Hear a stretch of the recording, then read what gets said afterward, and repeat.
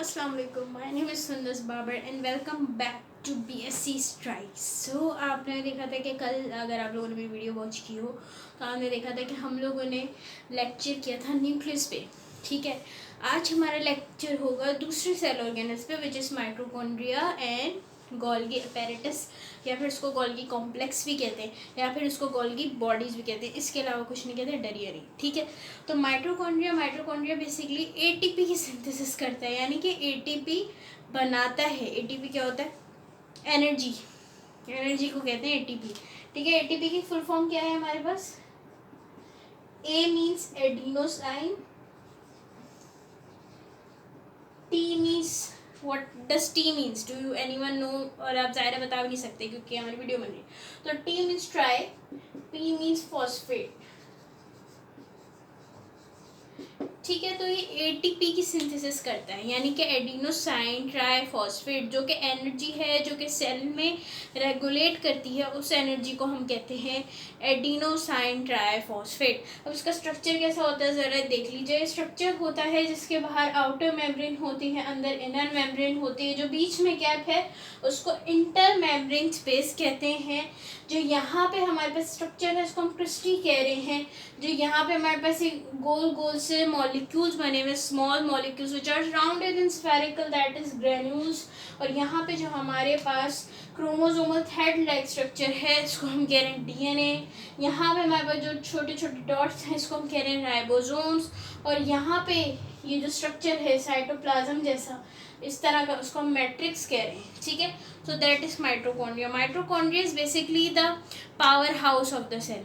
ठीक है, यानी पावर देता है सेल को. ठीक है, now moving on to Golgi bodies. Golgi bodies जो भी हमारे पास एंजाइम्स आएंगे अच्छे से बन के, अच्छे से मॉडिफाइड होके, उसको गोल्गी बॉडीज का काम है ट्रांसपोर्ट करवाना वेजाइकल्स में बना बना के. तो उसको हम कहते हैं गोल्गी बॉडीज. अब इसके पास एक ट्रांसपोर्ट वेजाइकल है जिसे ट्रांसपोर्ट करवाएगा. इसका जो स्ट्रक्चर है इसको हम सिस्टर्नी कहते हैं.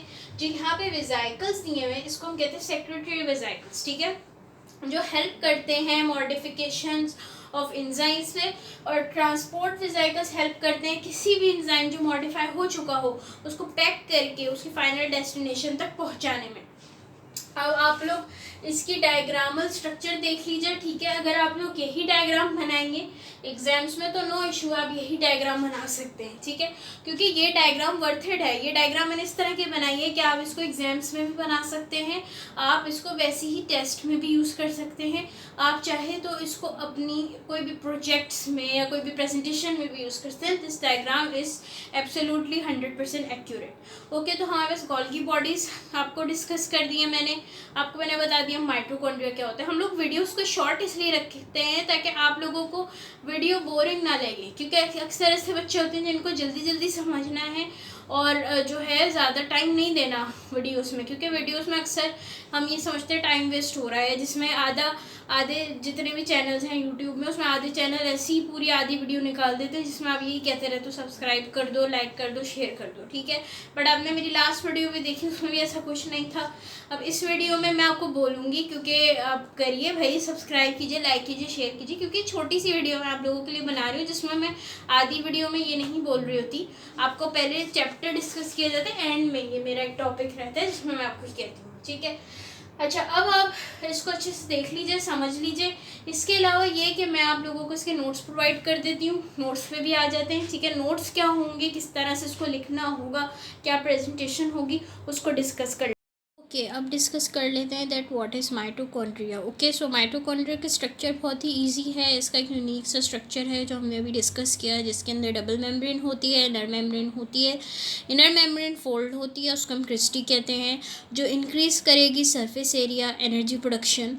Inside the mitochondria is the matrix with various metabolic reactions occur, जहाँ पे बहुत सारी किस्म की रिएक्शंस होते हैं जिनको हम मेटाबॉलिक रिएक्शंस कहते हैं. अच्छा, अब इसके अंदर एटीपी बन रहा है जिसको हम एडिनोसाइन ट्राइफॉस्फेट कहते हैं. ठीक है, अब ये एटीपी सिर्फ एटीपी नहीं होता, ये एएमपी भी होता है, एडीपी भी होता है. AMP is adenosine monophosphate, ADP is adenosine diphosphate, and that is ATP which is adenosine triphosphate. ठीक है, अच्छा, पहले आप स्ट्रक्चर लिख दोगे, पहले आप माइटोकॉन्ड्रिया लिख दो, एक हेडिंग डालो, then you will say that this is the power house of the cell, ठीक है।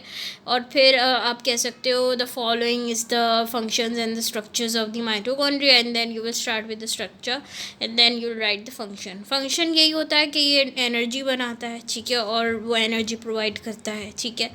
अच्छा, एनर्जी प्रोडक्शन किस तरह होती है? कॉम्प्लेक्स रिएक्शंस होते हैं जिसमें इलेक्ट्रॉन का ट्रांसपोर्ट चेन भी होता है, जो ग्लूकोज को जो है उसको ब्रेक डाउन करके उसके साथ एटीपी की सिंथेसिस की जाती है। फिर उसके बाद रोल क्या है माइटोकॉन्ड्रिया का सेल मेटाबॉलिज्म में?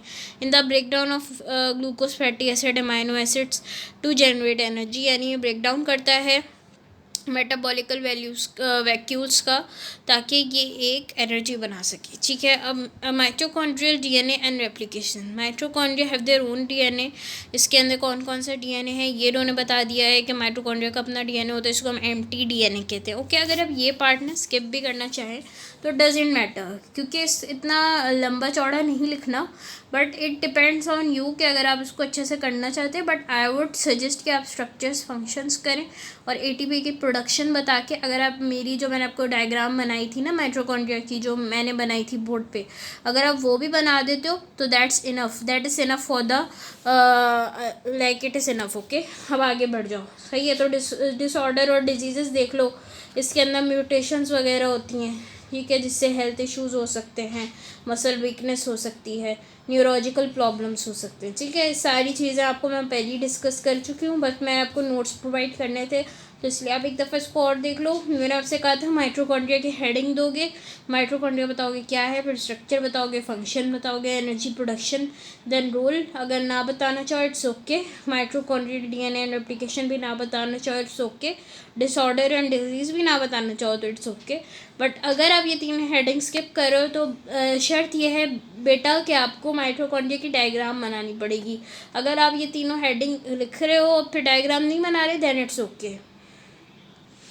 अच्छा, अब आप आ जाओ गोल्गी बॉडीज़ पे, ठीक है। गोल्गी बॉडीज़ पे आप एक हेडिंग दोगे गोल्गी बॉडीज़ का, फिर आप बता सकते हो कि it helps to modify the enzymes received by the endoplasmic reticulum, ठीक है। आप ये लिख के फिर उसके बाद इसका स्ट्रक्चर बता दोगे, जिसमें मैंने आपको बताया कि ये stacks of sac like structure है, जिसको हम सिस्टर्नी कह रहे हैं। इसके पास वेसिकल्स हैं और ट्यूब्यूल्स हैं जो आपस में कनेक्टेड हैं। फंक्शन क्या है कि ये मॉडिफाई करता है और प्रोटीन को सोर्ट करता है उसकी प्रॉपर डेस्टिनेशन पे, फाइनल डेस्टिनेशन पे उसको ट्रांसपोर्ट कर देता है। पैकेज करने के बाद मॉडिफाई करेगा प्रोटीन को सोर्ट करेगा, पैकेज करेगा, formation of lysosomes and secretory vesicles. Golgi bodies play a role in creating lysosomes which are involve in cellular digestion, ठीक है। लाइजोसोम सेलुलर को डाइजेस्ट कर देती हैं। They also form secretory vesicles for protein release, यानी कि ये secretary vesicles भी बनाते हैं जो कि प्रोटीन को रिलीज़ करवाते हैं। जैसे मैंने आपको बताया था कि प्रोटीन रिलीज़ यहाँ से होता है और ट्रांसपोर्ट वेसिकल से होता है, ठीक है।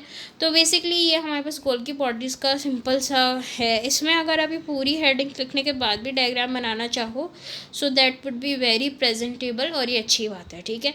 बट एकदम स्ट्रक्चर के साथ नहीं शुरू करना, पहले गोल्गी बॉडीज़ की हेडिंग दो, फिर उसके बाद लिखो कि गोल्गी बॉडीज़ करता क्या है, मॉडिफाई करता है, ट्रांसपोर्ट करता है एंजाइम्स को receive by the endoplasmic reticulum. ये लिखना ज़रूरी है कि कहाँ से रिसीव हो रहे हैं, ठीक है। फिर आप इसकी डायग्राम उस वक्त बना दो, फिर बाद में स्ट्रक्चर दे दो, दैट इज़ मोर बेटर, ठीक है। या फिर आप पहले स्ट्रक्चर दे दो फिर डायग्राम बना दो, एज़ योर चॉइस, ठीक है। मैं बार बार ऊपर नीचे इसलिए कर रही हूँ ताकि आप अच्छी तरीके से इसको जो है लिख लो अपने पास, ठीक है।